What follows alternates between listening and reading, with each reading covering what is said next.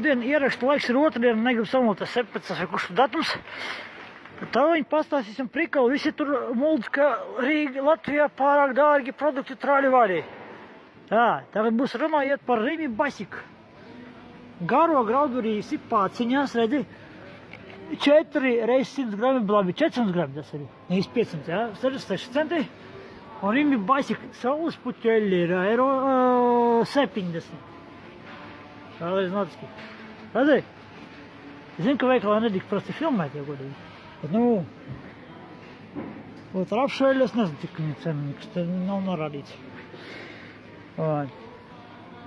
Tā nav kaut kāda šitā kokos vai palmeļa, ja? Tas ir saulespuķu. Nu, labi, tur pārējās plauktos būs vairāk, ja? Būs arī dārgākas preces. No citām firmām. Rimi Basika. Все, пауза.